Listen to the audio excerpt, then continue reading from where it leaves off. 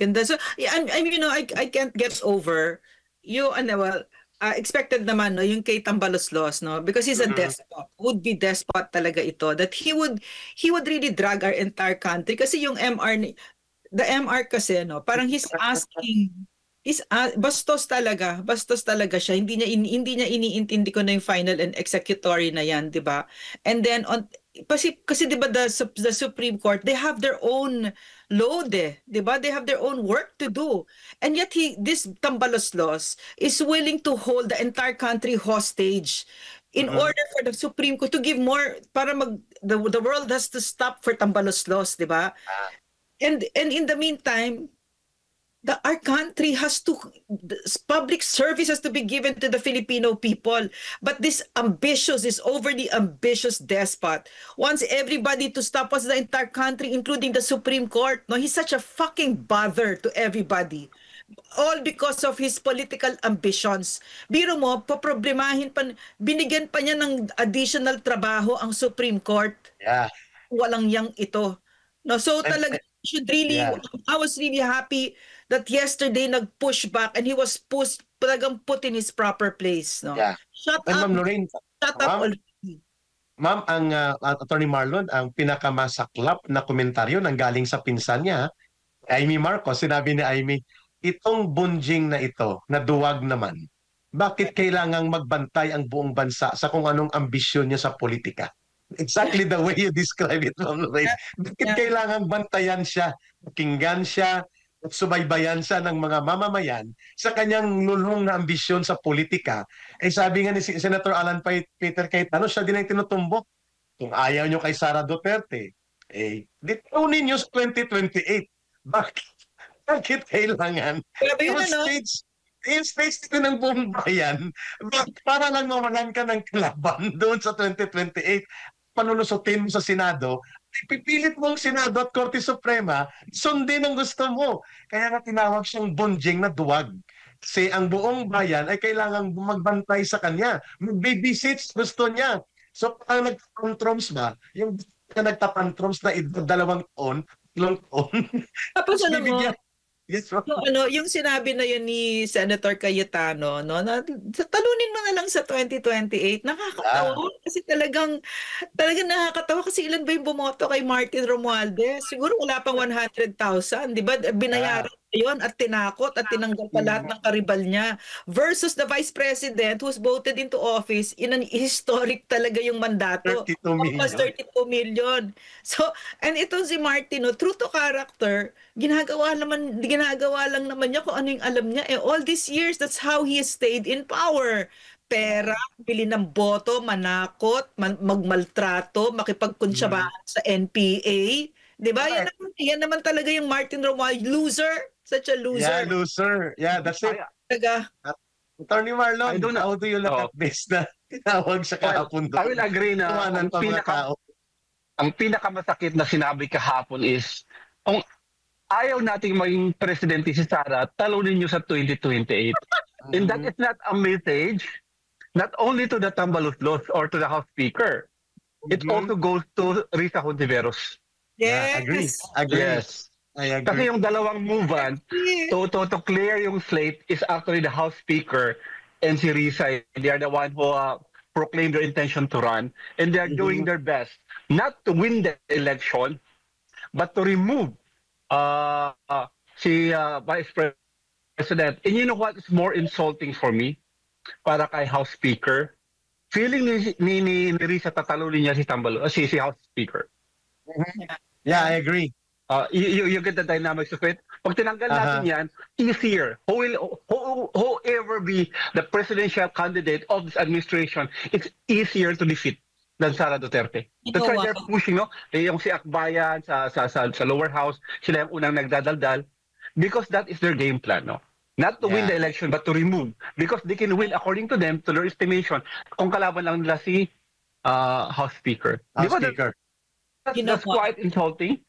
Yeah, it's so insulting. Also what that means is the silencing of the Filipino people. Yeah. Because the overwhelming majority wants Sara as president. So pinatatahimik din tayo. Diba? Yeah, Pinatatayin agree. tayo. Can I just, I just want to show a photo. Eric, excuse me ha. Look at Mhm. Martin Romualdez.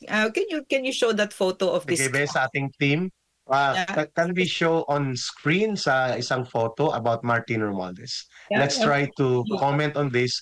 Kasi maraming memes ngayon na kumakalat tungkol sa kanya eh. May bunjing, may kung ano-ano. The buffoon! Nagawa ng lollipop, nakuha na ng chupon. Ang chupon pala niya ay ang impeachment complaint. I agree with attorney ha. Pinakamasakit talaga yung sinabi niya na yun. Talagang talunin mo na lang, di ba? Oo. Ay, Pero sabi ng it was taumbayan na still- Attorney Marlon, tutuin po si Martin Romualdez ng 2 toneladang alikabok kapag nagkaroon ng eleksyon sa presidente kung ang kalaban si Sara Duterte.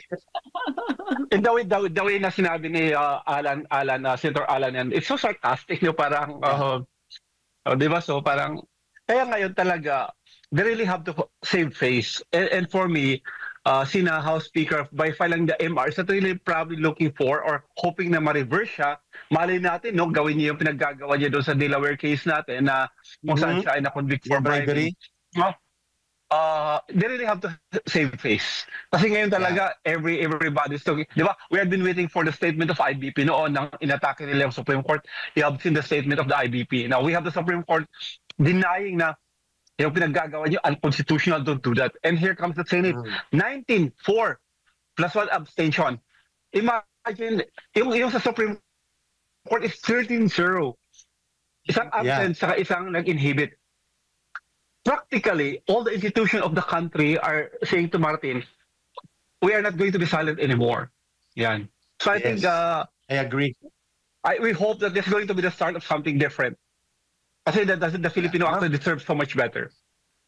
Ma'am Lorraine, habang inaayos yung picture na ipapakita natin, ma'am, at i-load up siya, malinaw din po mga kababayan, ang binabanggit dito, Ma'am Lorraine, there are, Attorney Marlon, former gatekeepers of democracy na naging tahimik, naging complicit, at parang wala nang pakialam. Biglang nagsalita po dito sa iskandalusong pang-aatake at pang-uupat nila Martin Romualdez na kinukonsente ni Marcos laban sa Korte Suprema.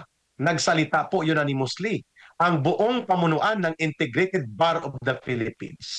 Matagal na timik ito, akala nga natin na ito, but they stood by the integrity of the court and by the majesty of the wisdom of the law decided by the Supreme Court. So mukhang nagulat ang lahat na nagsalita ang Integrated Bar of the Philippines single dito na very political issue ito na pag-decide ng Korte Suprema na ibasura ng bulok na impeachment diskarte nila Romualdez. Pangalawa, nagsalita din po ang maraming mga iba pang mga independent na mga pananaw. Gamit ang pinakamatalas na rebuttal kahapon ay nakita ko rin sa media, mga kababayan, Ma'am Lorraine, Attorney Marlon, nang pinuna ni Senator Chis Escudero ang mga retired Supreme Court justices. Tatlo dito, 2 dito former Chief Justice na sinabi niya, Ma'am Lorraine, pus na kasi ang panahon nyo eh. You cannot speak on behalf of the court. You have to respect the current court sapagkat yan ang buhay na institusyon ng batas. At sila ang may mandato, hindi kayo.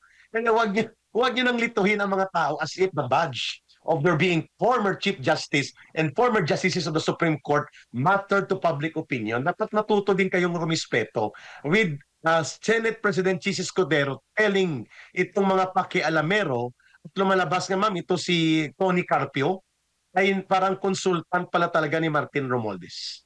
At ito ay, at lumalabas, informal lang kasi ang nakukuha kong impormasyon that they are the ones operating na may boses ng mga Supreme Court counter justices para daw banggain ang Korte Suprema, Ma'am Lorraine and Attorney Bosantog. Kaya pinuna ito kahapon ni Senate President Chis Escudero na ilugar niyo ang sarili niyo. Post na kayo. Hindi na kayo ang Korte Suprema. Don't mislead the people as if you still have the badge of wisdom and authority with you. You know, kung bakit mahalaga yon? Kasi kailangan ma-preserve yung checks and balances, no? Kailangan na yung respeto sa Supreme Court nandyan.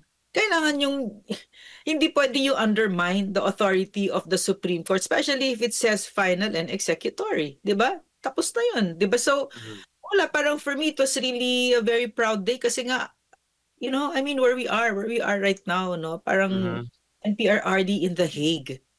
And for me talaga, the freedom of PRRD is the most beautiful manifestation of a democracy. Otherwise, it's still for me bitin pa. Andyan pa siya no? Yeah. Andyan. Ay mukhang baka ideklara din ng Korte Suprema, Attorney Marlon, that it was indeed an abduction. It was indeed a rendition. Pending yan Ma'am Lorraine, pending yan sa Korte pending. Suprema. Attorney Marlon. And it can be a very yung magandang statement rejection of Marcos and Romualdez, Ma'am Lorraine, Attorney Marlon. Yes, one of the statements that was made came from the IBP. Ang sabi nila, you can disagree but you have to adhere.